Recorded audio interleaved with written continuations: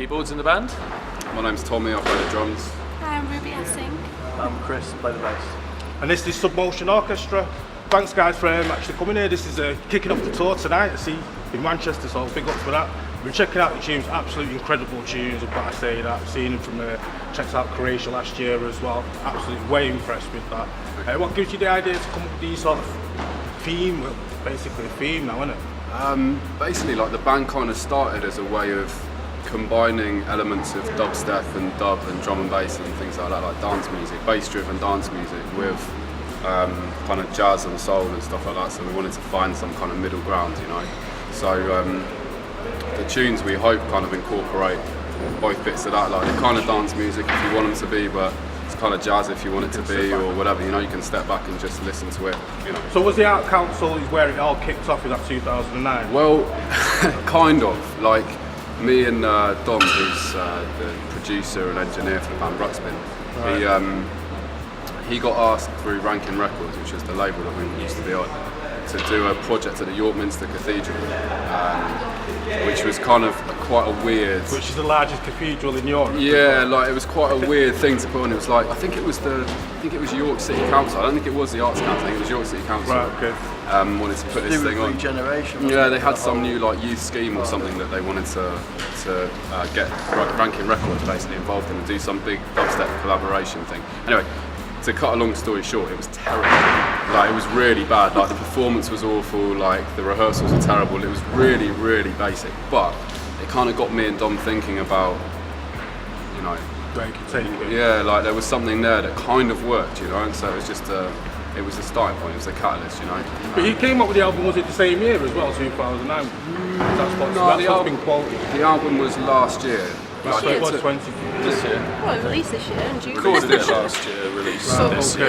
Yeah. It's been like, I think the band started in February 2008? No, 2009.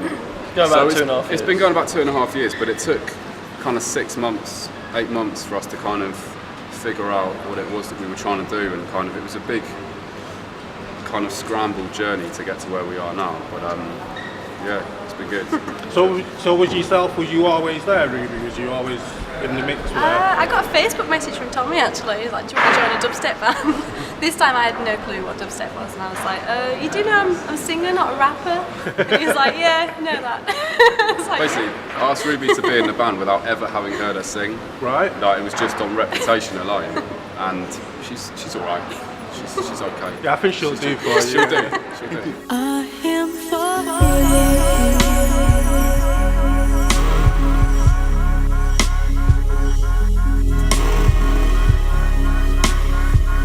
We all met in Leeds, which is where we're based. Some of us studied at the College of Music, some of us were just random musicians from Leeds, so we all kind of played with each other in various things.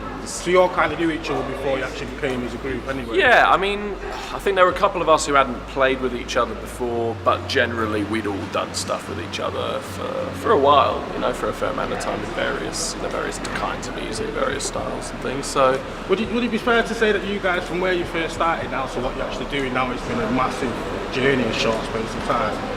definitely. I think so. The music that we're producing now is very different to the first yeah, I mean, I think jams. partly But you know, because I guess that happens with any band. Also, isn't it? yeah, Progression. it's learning how to create the music, like to fit the genre as well, like and learning, because I don't know, for me I had to learn how to do all the synth lines and do all the kind of the dubstep bass and how to create it. It's basically put in like live production techniques, you know what I mean, to basically to play them live basically. Yeah, it's quite like, so we've all kind of like learned how to play our instruments in a slightly different way, which obviously creates, you know, different kind of sound. No, never will the sun go down on us.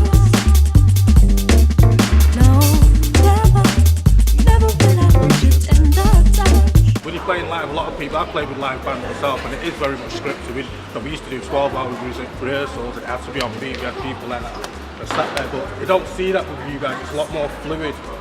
Yeah, it's supposed to have that element of jazz in it. Not, I mean, there's bits of improvisation. I'd say it's more kind of a kind of conversational approach to the writing and the playing. You know, it's kind of there are bits of improvisation, but it's more that it's a question of playing as one as opposed to like 6, 7 different musicians. Do you know what I mean? It's that kind of like the best bits of jazz are when you have 3, 4, 5, 6 different people all doing different things, but it's completely locked and they're just having this little musical conversation, and that's the kind of idea of this. So like it is quite structured, and like every tune we kind of know where we're going, and there's various sort of signposts along the way. Do you know what I'm saying? But like you can get to those signposts in different ways, and it is different every time.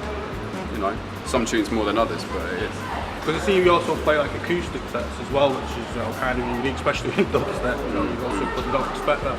So is that the kind of element that you really angled for and you really honed in on? So that you can really people can tune into something totally different with dubstep. You don't get the proper sense of the band from the acoustics. It's often when we've been in radio studios where they say you only need 4 people, so we've kind of stripped it down. But Submotion is Fatty and Tommy and Dom. Do you know what I mean? It's everybody together. Yeah, but I'm also trying to like a different element to Submotion Orchestra as well. It's not just tunnel vision, a band, and you can do different things at any sort of given time.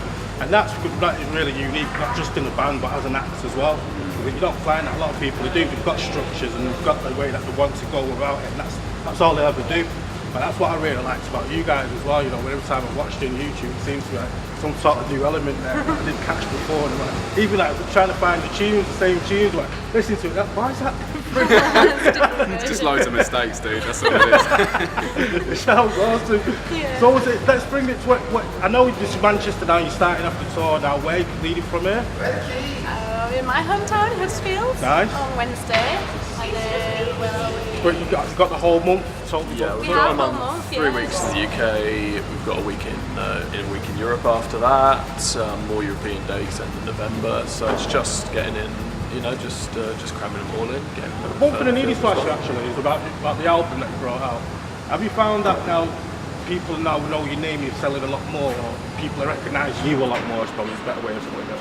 Yeah, it's getting there. I mean, I think we did our first tour in March this year, and we were really worried before we went out on tour because like no one knew who we were, and like we were expecting the shows to flop. It was a bit of a make or break tour, to be honest, in a lot of ways. And but like I think 10 out of the 13 shows sold out, and they were all wicked shows.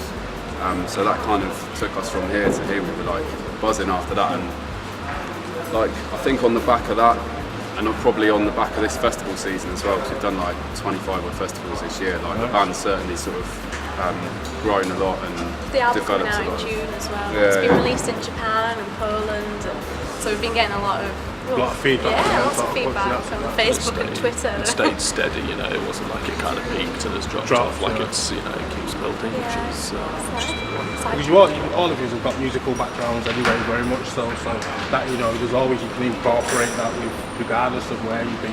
You know what I mean? You can take that regardless. Yeah, that's it. And I mean, I think the main thing about it is that we're all pretty.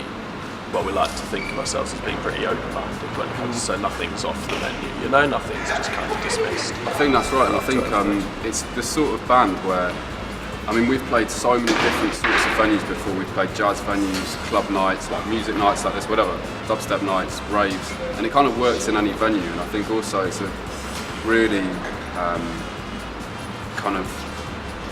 it's a band that can be placed in any sort of situation and work, and also a band that we can kind of slip between lots of different genres and it works equally well. So like, Yeah, of course. we could quite happily become far jazzier. Do you know what I mean? More cinematic orchestra, more that kind of vibe, and still retain like the Submotion sound or whatever. But it could go that way. Equally, we could go much grimier, much darker, which Fatty would love. I was just looking at there. It's the Secrets there that starts off really jazzy and then goes into a dub track, complete dub. Yeah. Wow.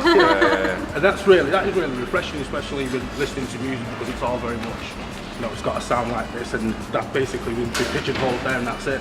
Everybody knows what to expect, but listening to your track, you never know what to expect when listening to your track. That came from like the jams. We used to jam a lot in basements, and the Secrets track, how that formed was literally from playing the groove a little bit, and then all of a sudden we're just like switching, because me and Tommy could easily look at each other and just be like, steppers or ragga, do you know what I mean? And we could easily just put something. You can easily form tunes and change them quite easily, which is quite a good thing when you're trying to figure out tunes.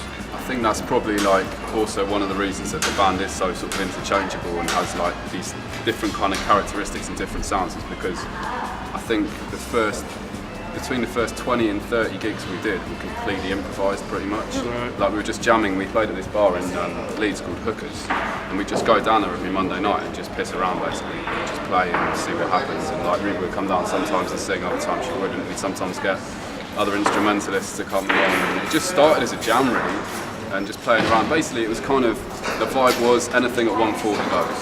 So you know what I mean, dubstep's at 140, so it's just a question of like, let's play at 140 and see how far removed from dubstep we can get. Well, it's still going to be dubstep. It's still 140. It's still halftime. You know what I mean? Yeah, definitely. You've definitely pulled that off. And like I said before, you know, the way that you've just gelled everything together. And the vocals as well is absolutely incredible. The vocals as well. It reminds me of some tracks remind me like Sade or like Dina Carroll or something like that. You know, I mean, they really do. You know, I mean, really soulful vocals.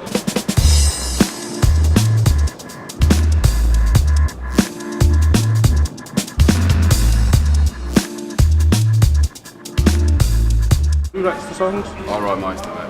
And so what's your motivation behind most of these songs? They're all pretty personal, to be fair. Like it's all either kind of about a specific event or Ex-girlfriend. I was thinking about his girlfriend or whatever. You know, it's all real stuff. So like, to me, like music is pretty pointless if it's just plucked out of the air for some reason. You know, It's got to have a message. There has to be something behind it, and I think the best tracks on the album are the ones that are kind of the realest, the most honest, you know. And I think the second album that we're kind of in the process of putting together is taking that a step further anyway as well. When can we expect that second album? Soon as really, we're trying to Definitely next do year. it I soon, think. yeah, pretty early next think we've year, got- but for mid Yeah, kind of. it's got to be. I reckon we can. We want to write keep the more ball by the rolling end of the year, really. Yeah, got to deliver it by January. Right. So hope, and then it depends from there. We're busy writing though. We've been over the summer. We've like booked out week-long practices either in London or Leeds, where we've been just writing songs and jamming.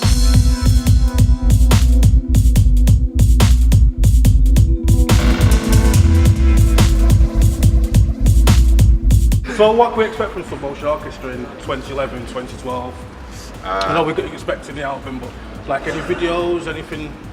Yeah. We're working on a video currently, which is all I say is it's featuring a load of dancers. So Right. watch out for that.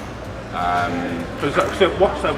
It was read a few of the comments on YouTube, and everyone's now expecting like more videos.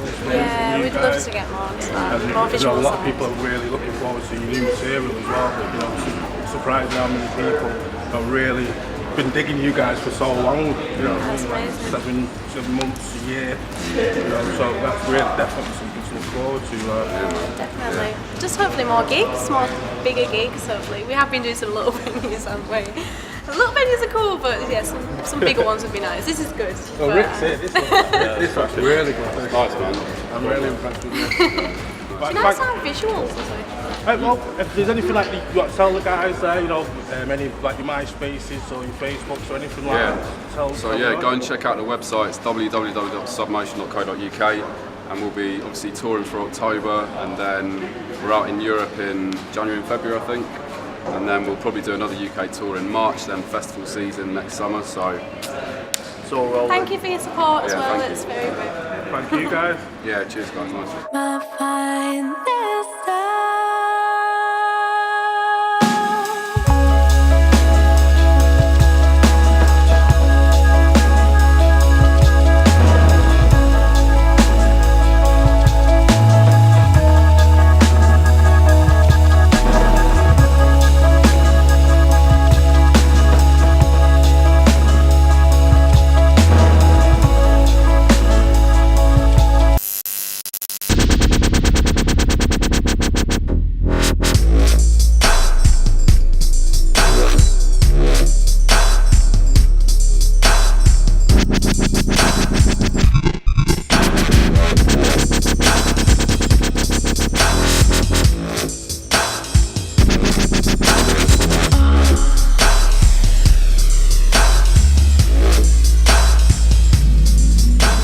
Electron TV.